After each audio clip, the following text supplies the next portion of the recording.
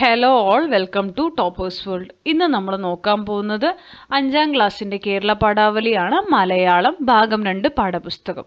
അതിൽ നമ്മൾ നോക്കിക്കൊണ്ടിരിക്കുന്നത് യൂണിറ്റ് 5 ആണ്, കടലോളം സ്നേഹം. അതിലെ 2ാമത്തെ ചാപ്റ്റർ മരങ്ങളുടെ ഭാഷ. മരങ്ങളുടെ ഭാഷയുടെ ഒരു വീഡിയോ നമ്മൾ ഓൾറെഡി ചെയ്തിട്ടുണ്ട്. നമ്മുടെ പ്ലേലിസ്റ്റിൽ ചെക്ക് ചെയ്താൽ നിങ്ങൾക്ക് കിട്ടും.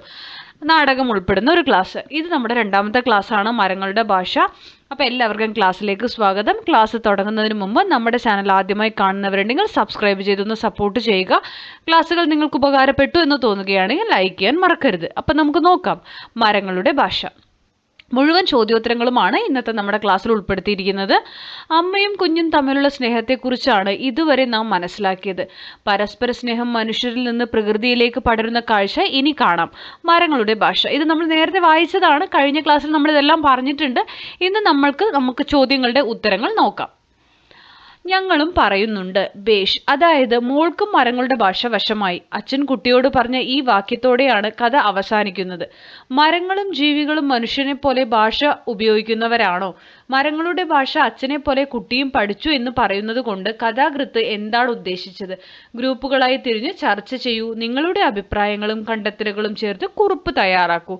അപ്പൊ നമുക്ക് ആ കുറിപ്പ് എഴുതിയാലോ? മരങ്ങൾക്കും മറ്റു ജീവജാലങ്ങൾക്കും ഭാഷയുണ്ട്. പക്ഷേ അത് മനുഷ്യരുടെ ഭാഷ പോലെയല്ല. മനുഷ്യരെ പോലെ വാമൊഴിയിലോ അക്ഷരലിപികളിലോ അവരുടെ ഭാഷയെ ചുരുക്കുവാൻ സാധിക്കുകയില്ല.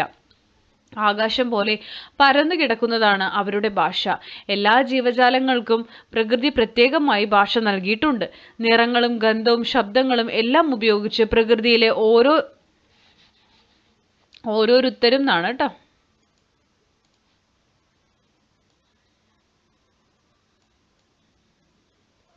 ഓരോരുത്തരും പരസ്പരം സംസാരിക്കുന്നു. ഭാഷ എന്നതുകൊണ്ട് വായിക്കാനും എഴുതാനും കഴിയുന്നത് ആവണമെന്ന് നിർബന്ധമില്ല.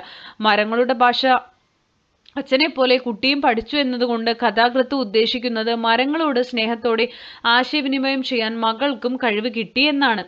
അവയെ സ്നേഹിക്കുമ്പോൾ അവയുടെ ഭാഷ മനസ്സിലാക്കാൻ നമുക്ക് സാധിക്കുന്നു. പക്ഷേ അതിന് അവയെ സ്നേഹിക്കാനും പരിപാലിക്കാനുമുള്ള മനസ്സ് നമുക്ക് വേണമെന്ന് മാത്രം.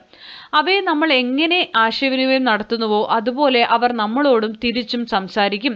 അത് പക്ഷേ തഴുകുന്ന കാറ്റായോ വിടർന്ന പൂക്കളുടെ സുഗന്ധമായോ ഫലപുഷ്ടിയായോ ആകാം. തിരക്കുപിടിച്ച ജീവിതത്തിൽ പ്രകൃതിയെ തൊട്ടറിയാനോ അവയോട് സംസാരിക്കാനോ അവയോടെന്നാണ് കേട്ടോ.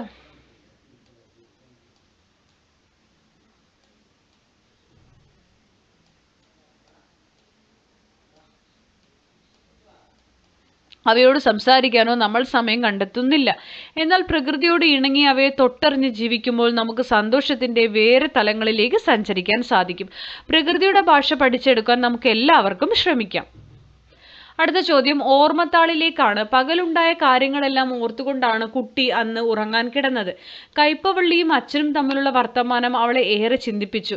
മോൾക്കും മരങ്ങളുടെ ഭാഷ വശമായി എന്ന അച്ഛന്റെ വാക്കുകൾ അവളുടെ മനസ്സിൽ മുഴങ്ങിക്കൊണ്ടിരുന്നു. ഉറക്കം വരുന്നേയില്ല. ജീവിതത്തിലെ മറക്കാനാവാത്ത ആ ദിവസത്തെക്കുറിച്ച് അവൾ ഡയറിയിൽ എഴുതാൻ തുടങ്ങി. നിങ്ങളും ഭാവനയ്ക്കനുസരിച്ച് ആ ഡയറി എഴുതൂ. അപ്പോൾ ആ കുട്ടി എഴുതുന്ന ഡയറിയാണ് നമ്മളോട് എഴുതാൻ പറഞ്ഞിരിക്കുന്നത്. നമുക്ക് നോക്കാം. നമ്മൾ ഡയറി എഴുതുമ്പോൾ നിങ്ങളൊരു ഡേറ്റ് ഇവിടെ കൊടുക്കുക കേട്ടോ. എപ്പോഴും ഞാനൊരു ഡേറ്റ് ഇവിടെ കൊടുക്കാം. ഏതെങ്കിലും ഒരു ഡേറ്റ് കൊടുക്കുക. ഇന്നത്തെ ദിവസം എനിക്ക് ഒരിക്കലും മറക്കാൻ സാധിക്കില്ല. പ്രകൃതിയെ തൊട്ടറിയുന്നത് എങ്ങനെയാണെന്ന് ഇന്ന് അച്ഛൻ എനിക്ക് പറഞ്ഞു തന്നു. എല്ലാ ദിവസവും മുറ്റത്തെയും തൊടിയിലെയും ചെടികൾക്കും മരങ്ങൾക്കും ഒക്കെ വെള്ളം നനയ്ക്കാറുണ്ട്. വല്ലപ്പോഴുമൊക്കെ അച്ഛനെയും അമ്മയെയും തൊടിയിലെ പണിക്ക് സഹായിക്കാറുമുണ്ട്. പക്ഷെ അവയ്ക്കും ഭാഷയുണ്ടെന്ന് എനിക്കറിയില്ലായിരുന്നു. പക്ഷെ ഇപ്പോൾ എനിക്കതറിയാം. ഇന്ന് അവധി ആയതിനാൽ പതിവ് പോലെ അച്ഛനൊപ്പം ഞാനും തൊടിയിൽ പോയിരുന്നു.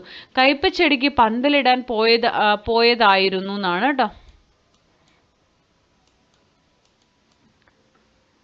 കുറച്ചു നേരം ഞാൻ തൊടിയിലൂടെ നടന്നു. പൂത്തു നിൽക്കുന്ന പൂക്കളും ചേമ്പിന്റെ അടിയിൽ വന്നു നിൽക്കുന്ന താവളച്ചാരയും പാറിക്കളിക്കുന്ന തുമ്പികളെയും തവളച്ചാരയും പാറിക്കളിക്കുന്ന തുമ്പികളെയും പൂമ്പാറ്റകളെയും ഒക്കെ നോക്കി നടക്കാൻ നല്ല രസമായിരുന്നു. അച്ഛൻ ഒറ്റയ്ക്ക് സംസാരിക്കുന്നത് കേട്ടപ്പോൾ ഞാൻ അങ്ങോട്ട് ശ്രദ്ധിച്ചത്. അച്ഛൻ കയ്പവള്ളിയോട് കാര്യമായി എന്തോ സംസാരിക്കുന്നു. ആദ്യം കരുതിയത് അച്ഛൻ വെറുതെ പറയുന്നതെന്നാണ്. പക്ഷെ പിന്നെയാണ് മനസ്സിലാക്കാൻ സാധിച്ചത് എല്ലാത്തിനും അതിൻ്റെതായ ഭാഷയുണ്ട്. നമ്മൾ സ്നേഹത്തോടെ ഇടപെടുമ്പോൾ പ്രകൃതിയും നമ്മളോട് സ്നേഹത്തോടെ പെരുമാറും. അങ്ങനെ എനിക്കിന്ന്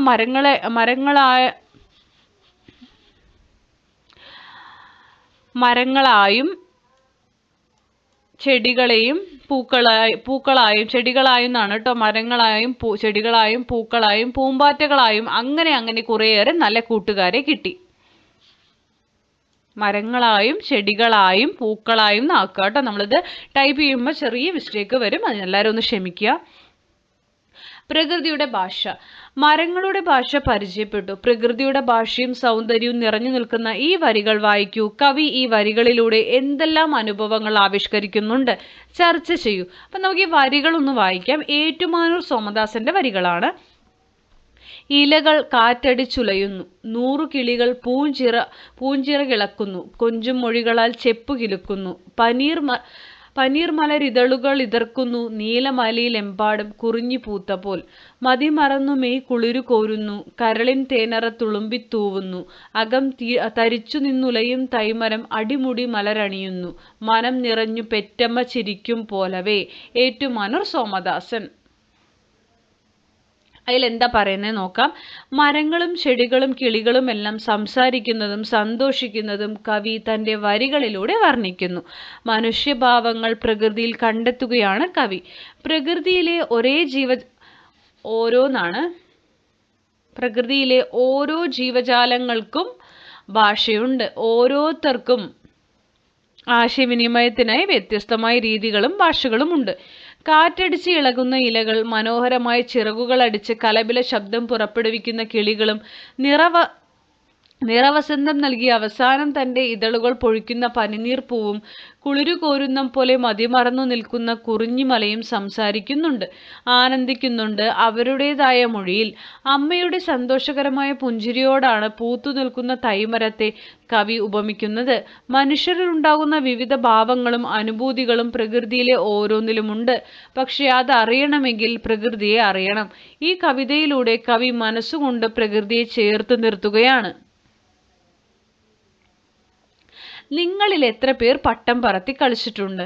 പട്ടം ഉണ്ടാക്കാൻ അറിയാമോ? ഉണ്ടാക്കാൻ അറിയോ നിങ്ങൾക്ക്? ഉണ്ടാക്കാൻ അറിയെങ്കിൽ ഉണ്ടെന്ന് എഴുതുക. നമുക്കൊരെണ്ണം ഉണ്ടാക്കിയാലോ? ചെറിയ ഗ്രൂപ്പുകളാവാം. പട്ടം ഉണ്ടാക്കാൻ എന്തെല്ലാം വേണം? വർണ്ണക്കടലാസിനു പകരം പത്രത്തിൻ്റെ പേജുകളും വെള്ളക്കടലാസും എല്ലാം ഉപയോഗിക്കാമല്ലോ. ക്ലാസ്സിൽ പട്ടം നിർമ്മിക്കാൻ തീരെ അറിയാത്ത കുട്ടികളുണ്ടാവും. അവരെ സഹായിച്ച് കൂടെ കൂട്ടണേ. പട്ടം നിർമ്മിക്കൽ പൂർത്തിയായാൽ ടീച്ചറിൻ്റെ അനുവാദത്തോടെ മുറ്റത്തോ പറമ്പിലോ പറത്തി കളിക്കുമല്ലോ. അപ്പം നിങ്ങളോട് ഒരു പട്ടമൊക്കെ ഉണ്ടാക്കി പറത്തി കളിക്കാനാണ് പറഞ്ഞിരിക്കുന്നത്. അപ്പം നിങ്ങൾക്ക് എന്ത് ചെയ്യാം? പട്ടം പറത്തിയൊക്കെ കളിക്കാം. പട്ടമൊക്കെ ഒന്ന് ഉണ്ടാക്കി നോക്കുക കേട്ടോ. അപ്പം ഇത്രയാണ് നമ്മുടെ ക്ലാസ്. അപ്പോൾ എല്ലാ ചോദ്യങ്ങളുടെ ഉത്തരങ്ങളും പ്രവർത്തനങ്ങളുടെ ഉത്തരങ്ങളും നമ്മൾ ഈ ക്ലാസ്സിൽ ഉൾപ്പെടുത്തിയിട്ടുണ്ട്. അപ്പം നിങ്ങൾക്കിത് ഉപകാരപ്പെട്ടു എന്ന് തോന്നുകയാണെങ്കിൽ തീർച്ചയായും ലൈക്ക് ചെയ്യുക, നിങ്ങളുടെ കമൻറ്റ് അറിയിക്കുക, അതേപോലെ ഷെയർ ചെയ്ത് കൊടുക്കുക. തുടർന്നും വാച്ച് ചെയ്യണം. Thank you for watching.